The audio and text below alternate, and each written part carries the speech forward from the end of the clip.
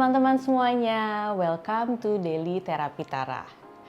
Nah, di episode kali ini aku mau share salah satu gambar yang aku terus terang suka banget ngelihatnya. Jadi aku pengen share ini ke kalian dan aku akan bahas ini ke kalian ya. Gambarnya adalah seperti ini. Nah, apa yang kalian rasakan sih ketika ngelihat gambar ini? Kalau saya, pada saat saya melihat gambar ini, saya ada perasaan kayak tenang, terenyuh gitu ya. Kalian gimana? Ini sesuatu yang, gambar ini nih sesuatu yang relate kah dengan diri kalian? Atau sesuatu yang kalian ingin bisa seperti ini, tapi kayaknya sulit? Atau mungkin buat kalian ini aneh, ini kayak sesuatu yang aneh, aku nggak pernah ngelakuin ini sebelumnya, ya. Gambar ini sebetulnya kan menceritakan bagaimana kita mencoba untuk menyayangi diri kita sendiri. Dan ini merupakan satu hal yang sangat penting, karena seringkali kita menjadi our own worst enemy. Saya kasih contoh aja ya, misalnya teman-teman sedang mengalami kegagalan. Ketika kita mengalami sebuah kegagalan, harusnya kan kita mencoba untuk mengangkat diri kita. Tapi biasanya yang banyak terjadi malah kita akan lebih menjatuhkan diri kita lagi. Tuh kan, kamu gagal, payah sih kamu nggak bisa, misalnya. Atau ketika kita dibully oleh orang lain gitu ya. Harusnya kita membela diri kita, tapi yang sering terjadi, malah biasanya nih kita semakin menjatuhkan diri kita lagi. Tuh kan, emang kamu lemah sih, mungkin memang kamu pantas untuk dibully, misalnya.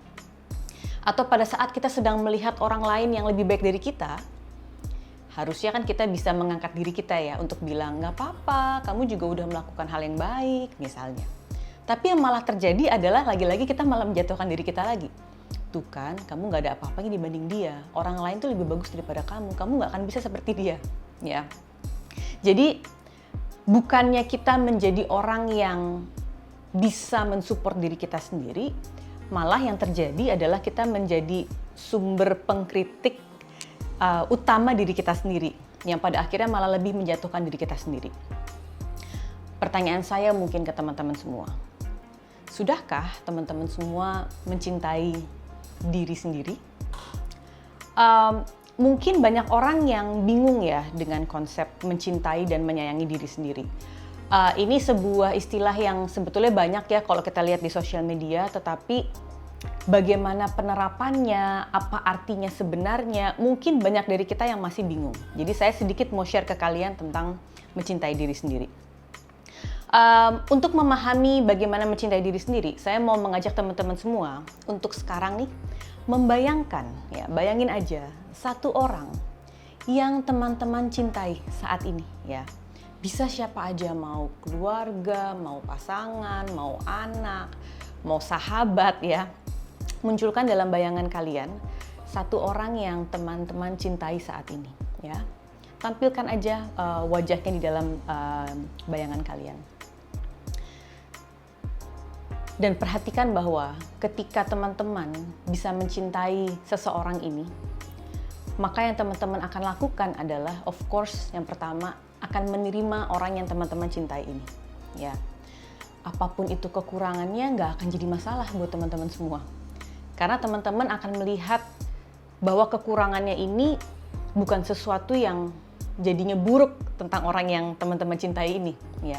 Teman-teman malah akan bisa melihat kelebihan orang tersebut, menerima kekurangannya, kemudian akan mendukung orang tersebut ya, dikala mungkin orang yang teman-teman cintai lagi feel down, lagi jatuh, lagi merasa buruk, situasinya lagi berat.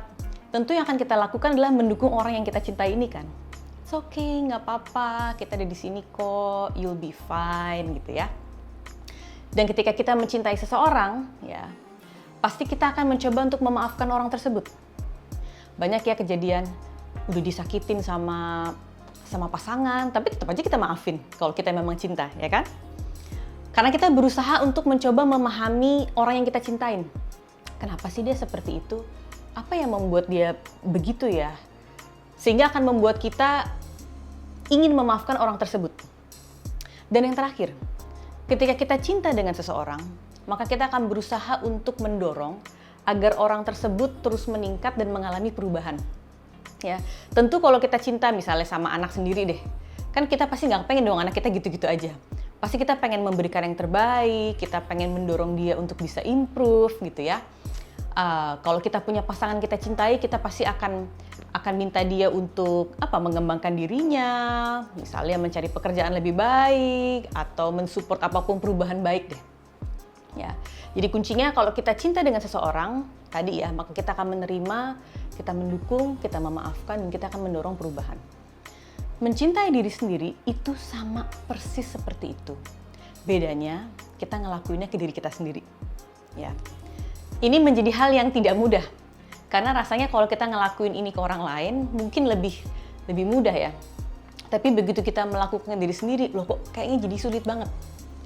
Bagaimana kita harus menerima kekurangan kita yang kita nggak suka? Bagaimana kita harus mencoba untuk menyadari kelebihan kita yang mungkin kita nggak tahu? Bagaimana caranya kita harus mendukung diri kita pada saat mungkin kita lagi jatuh? Bagaimana caranya kita harus memaafkan diri kita pada saat kita berbuat kesalahan gitu ya? Dan yang terakhir, bagaimana kita bisa mendorong diri kita untuk terus melakukan perubahan, padahal melakukan perubahan itu bukan sesuatu hal yang mudah. Konsep mencintai diri sendiri ini memang sesuatu yang sifatnya akan terus berjalan. Bukan berarti kalau teman-teman sekarang sudah mencintai diri sendiri, berarti akan selamanya punya cinta yang besar ke diri sendiri. Bisa jadi enggak. Atau bukan berarti kalau teman-teman sekarang, iya ya aku kayaknya kurang deh mencintai diri sendiri. Sampai selamanya teman-teman nggak akan bisa mencintai diri sendiri. Enggak. Mencintai diri sendiri itu ibaratnya seperti sebuah perjalanan ya. A journey yang dimana dalam kehidupan kita tuh pasti akan ada up and down. Dan disinilah tugas utama kita untuk tetap bisa menyayangi dan mencintai diri kita sendiri terlepas dari apapun situasi yang terjadi. Dan ini menjadi hal yang sangat penting karena dalam kehidupan kita itu kan kita pasti akan bertemu dengan banyak kesulitan, ya kegagalan, ketidaksesuaian, ketidakpastian, situasi-situasi yang tidak menyenangkan. Kebayang jika kita aja tidak bisa menjadi orang yang menerima, mendukung, memaafkan diri sendiri, bagaimana kita bisa menghadapi kehidupan ini dengan lebih baik. Untuk itu saya selalu mengistilahkan mencintai diri sendiri itu ibaratnya seperti fondasi ya. Kalau kita mau bangun rumah, tentu fondasinya kan harus baik ya. Karena kalau fondasinya baik, rumah yang dibangun itu nggak gampang roboh ya. Mungkin ketika ada banjir, ketika ada angin topan atau angin badai dan segala macam, kalau fondasinya kuat maka rumah itu tetap akan berdiri. Begitu pula dengan diri kita sendiri. Kalau kita bisa mencintai diri kita sendiri, maka itu akan memberikan sebuah fondasi yang kuat. Dan ketika fondasi itu kuat, apapun kesulitan yang terjadi di sekitar kita, harusnya itu nggak akan membuat kita jadi gampang goyang. Nah, kemudian banyak orang yang bertanya ke saya, tapi saya khawatir kalau saya mencintai diri sendiri, nanti saya jadi dibilang egois.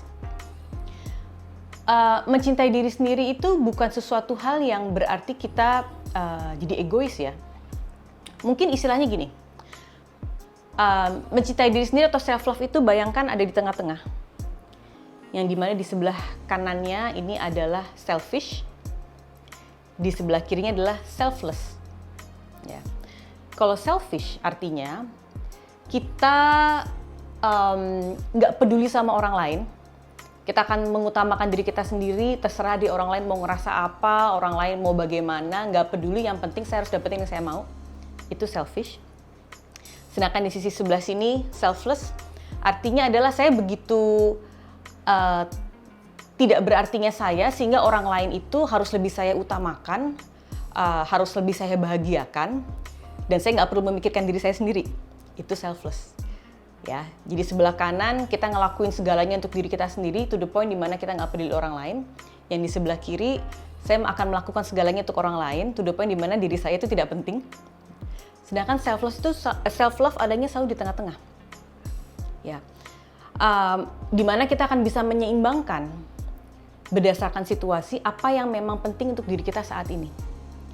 Ada kalanya mungkin kita ingin memikirkan orang lain, boleh, tanpa harus mengorbankan diri sendiri. Ya. Ada kalanya kita mungkin perlu mementingkan diri sendiri, tanpa harus menyakiti orang lain. Itu adalah self-love. Jadi teman-teman nggak perlu takut, nanti ketika aku self-love, aku jadi selfish lagi. Nggak akan seperti itu. Ketika kita menjadi seorang yang selfish, itu berarti sebetulnya menandakan kita memang masih kurang self-love. Sehingga kita butuh mengkompensasikan apapun itu untuk kita bisa dapetin yang kita mau. Sebaliknya kalau kita self-love berarti selfless, berarti kita juga nggak punya self-love. Karena sebegitu pentingnya orang lain sampai diri kita sendiri nggak penting.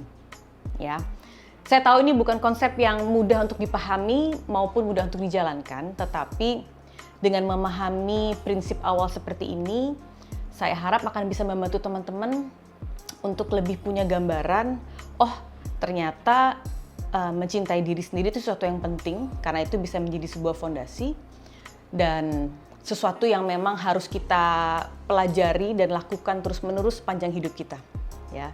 Karena kalau bukan kita yang mencintai diri kita sendiri, dengan berbagai kesulitan hidup yang kita alamin, terus siapa dong yang paling bisa mencintai diri kita sendiri apa adanya? Oke, itu saja dari saya di episode kali ini. Nanti di episode berikutnya saya akan lebih sharing banyak lagi tentang bagaimana tips-tips dan cara-cara mencintai diri sendiri. So, jangan lupa untuk terus ikutin Daily Therapy Tara.